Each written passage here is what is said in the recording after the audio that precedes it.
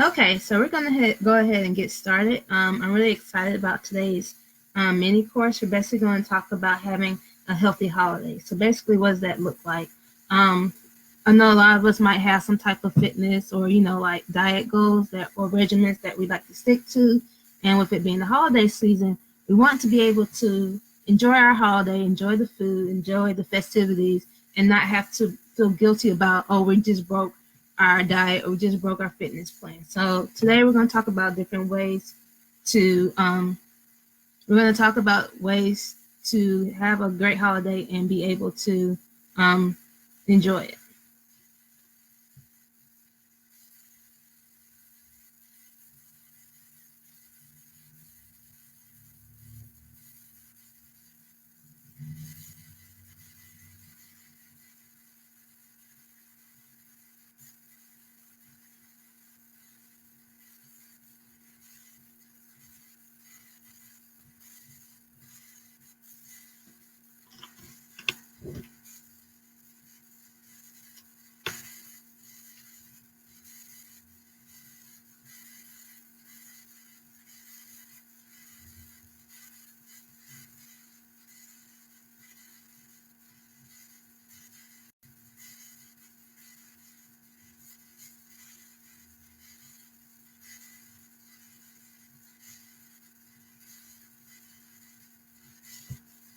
Okay, so first I just want to give a little background about me.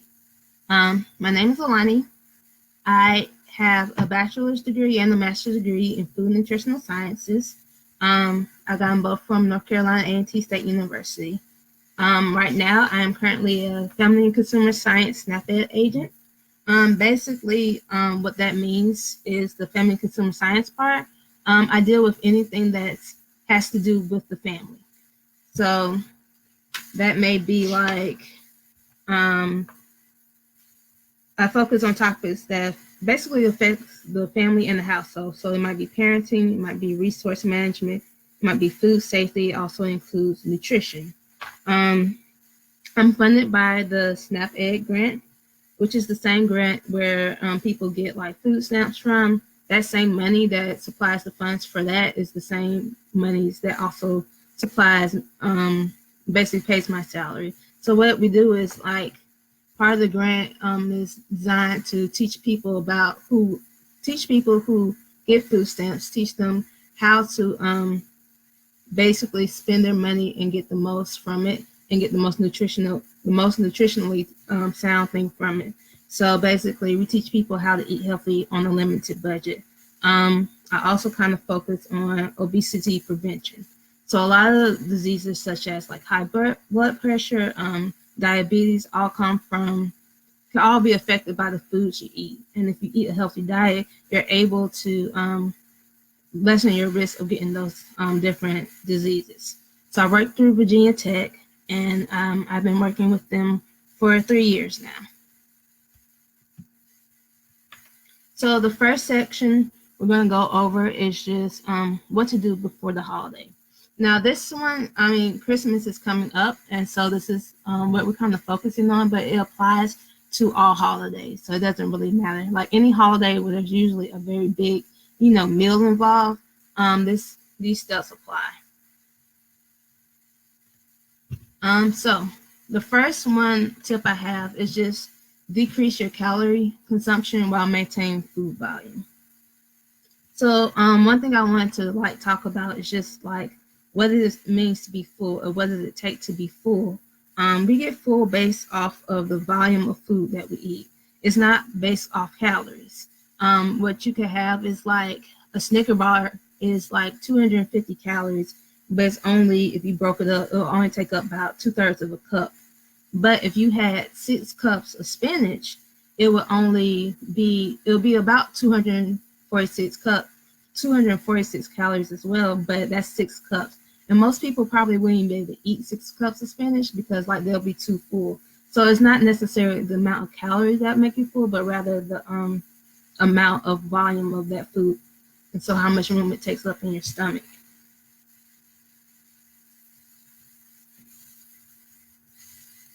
So during the days before that particular holiday, let's say Christmas, one thing you want to start doing is replacing some of your meals that like either breakfast or lunch or dinner with food items that will take up the same amount of food space in your stomach but not be as high in calories. So one way you could do that is possibly switching to leaner meats. So you're still eating chicken or turkey or even fish, but making sure it's maybe the leaner portions of it. So you might get a 90% lean turkey, ground turkey, as opposed to maybe the 75. Or you might eat the chicken breast as opposed to a chicken wing or a chicken thigh. It also may mean you like, if you do like omelets, you could possibly do an egg white omelet as opposed to doing like a omelet with the full egg. Those foods basically are still the same amount of food, so you can still keep your portion size the same, but it'll be fewer calories. When it comes to your dairy food, you can do low fat or fat free dairy products, and you can also have like fruits and vegetables.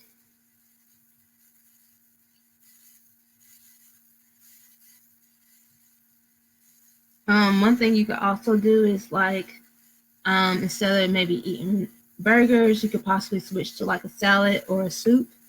Salads and soup are really filling, but they also can be low calorie. When it comes to your soups, you want to get something that has like a broth base as opposed to a cream base. When it comes to your salads, you want to do like either light dressing, so not necessarily the light dressing that's like fat free, but just having not using as much dressing or making sure your dressing is more sort of vinaigrette, because those tend to be lower in calories than your creamy dressings. The next tip is to eat more meals at home. This also saves you money because if you're eating out in restaurants, you're spending money.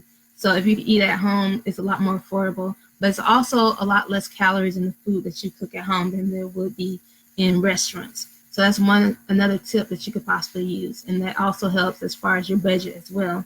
You can also increase your physical activity, and so this may look like, taking a walk in the mornings for a couple of days. It may look like, if you already exercise, spending an extra 15 minutes in the gym. It may look like, if you exercise a lot already, maybe increasing the intensity of your exercise. Basically, what you want to do is to bank on calories. So basically what that means is like, when we exercise, when we move around, we are burning calories. And I kind of like to look at like money. So like, what do you want to spend your calories on, basically? So when I look at it, I'll say, okay, I just did Zumba for an hour. I'm probably going to burn like 500 calories. So that means I have 500 calories extra than I had before I worked out. So I can either do two things. I can either eat an additional 500 calories worth of food and not like gain weight, or I could not eat those calories and I will possibly lose weight. When it comes to like losing weight or maintaining your weight, it's all about math pretty much. So a pound equals 3,500 calories. If you split that between 7 days, that means roughly 500 calories a day. So if you add 500 calories to your day, at the end of the week, you will have added a pound of fat. But if you cut 500 calories either by eating lower calorie food or by exercising, because when you exercise, you burn calories. If you did 500 a day over a week, you will lose a pound a week. So when it comes to eating before or physical activity before the holiday, if you're increasing your physical activity, that means those are more calories that you're burning, which means you can save those calories for the actual holiday and you can eat how you want to eat. Another strategy you can look at is just being strategic at your holiday parties.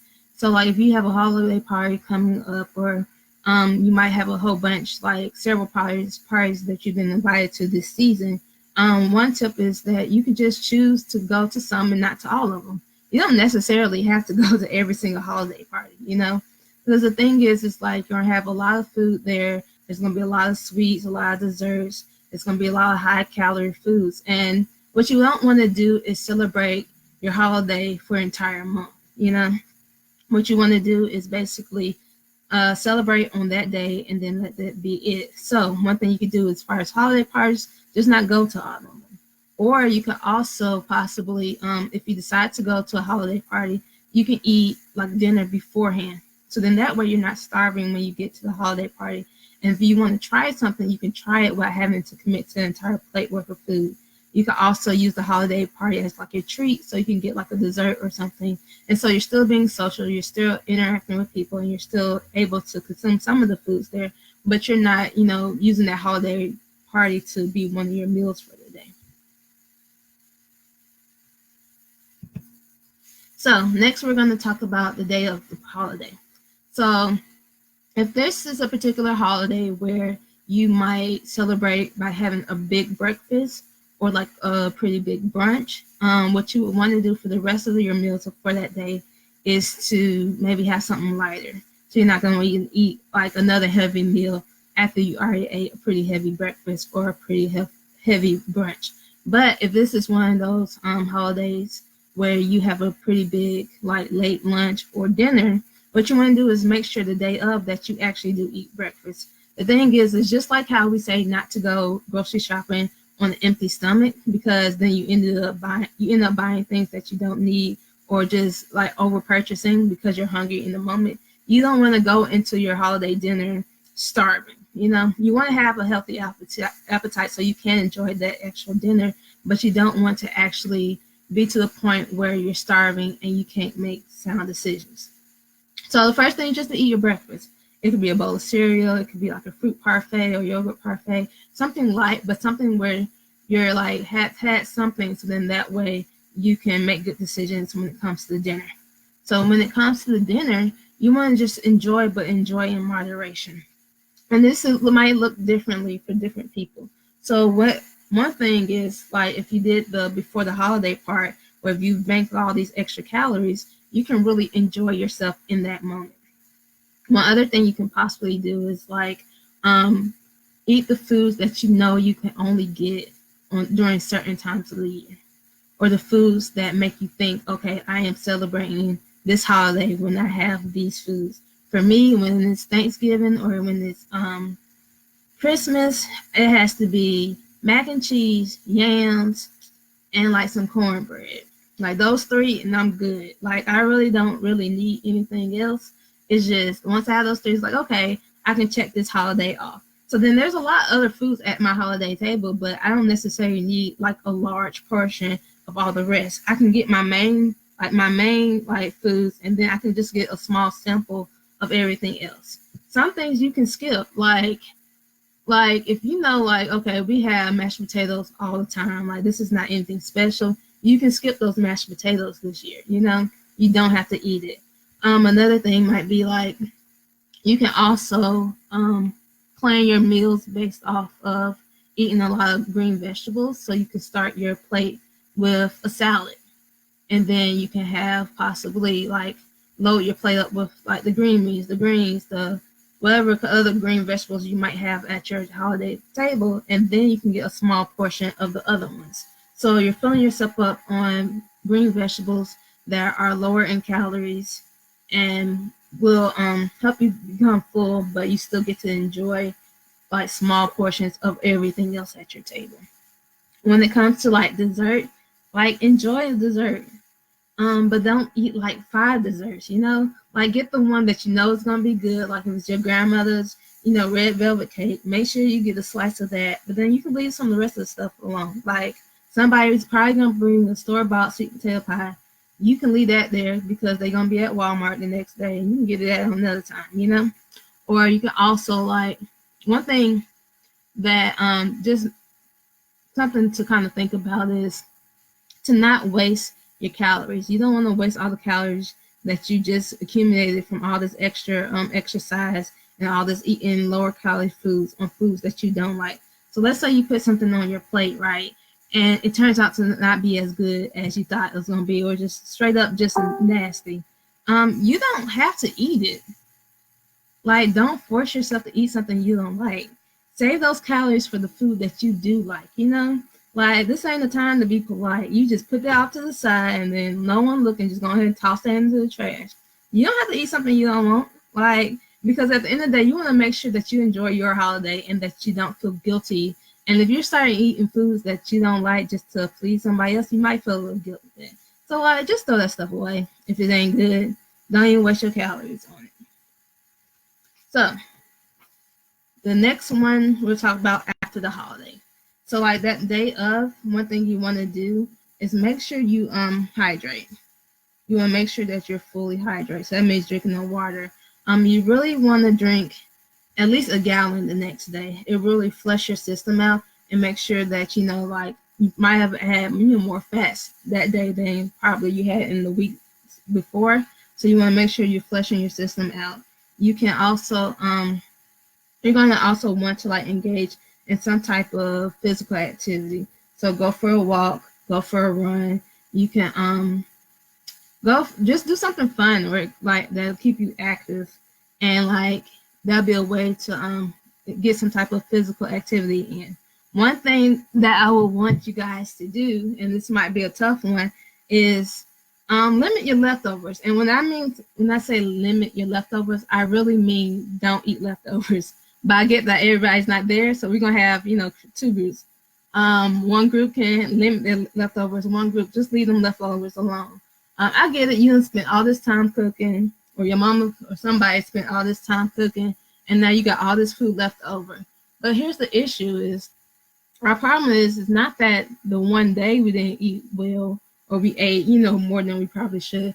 It's the fact that we eat more than we should from Thanksgiving through New Year's Eve, because you have Thanksgiving, then you have Black Friday where you're still eating Thanksgiving food, and then you got Saturday where you're still eating Thanksgiving food, and some people Sunday they still eating it too, and then like next thing you know it's December, and so then you start having all your holiday parties. You have your work holiday party, and then your church holiday party, and then you got the neighborhood society's holiday party. So now you got like 4 or 5 holiday parties lined up before you even get to Christmas, and then it's Christmas, and so you're gonna eat Christmas food on Christmas, and then you're gonna eat Christmas food the day after Christmas, and probably the day after that.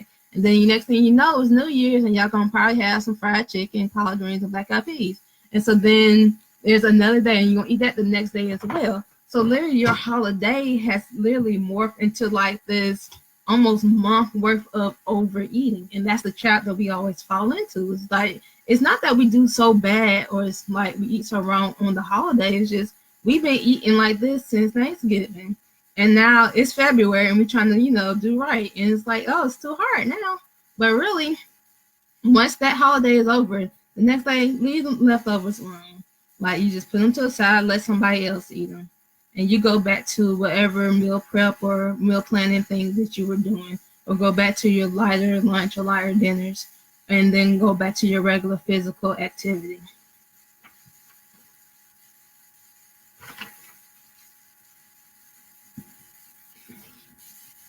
So that's pretty much it. If anybody has any questions about anything, you can put them in the comment section. I think it's pretty self-explanatory. Like, we already know how to eat right. It's just sometimes, you know, we just need that little extra push, those extra chips to kind of help us. So I'll give you guys a couple minutes if you have any questions.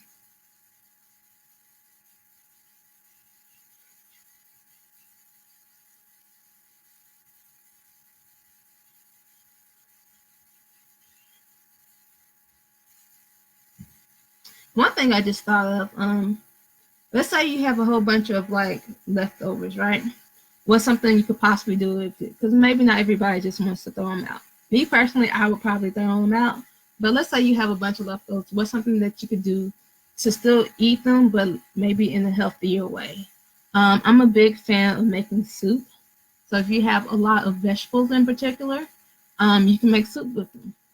You can do like a good old vegetable soup, and it'll be a little bit lower in calories. You can also throw any leftover turkey in it, and that'll be a turkey vegetable soup. So it'll be lower in calories because you're not pairing that with the mac and cheese and the yams and the cornbread or the rolls and all that other stuff, but you're still utilizing those foods. Another thing you could possibly do is use that food to make a sandwich. I know a lot of people do that, but that's something you could also possibly do. So then that way you're not eating the same heavy foods for days on days on days.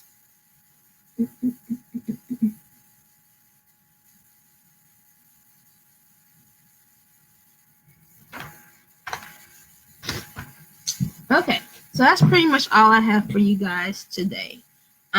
Next week, I will actually be doing another live, kind of like this. Well, basically like a mini course. And what we're going to be talking about is how to make um, goals that you can stick to. So let's say you have a health related goal, like the ones I hear most of the time are to lose weight and to exercise more.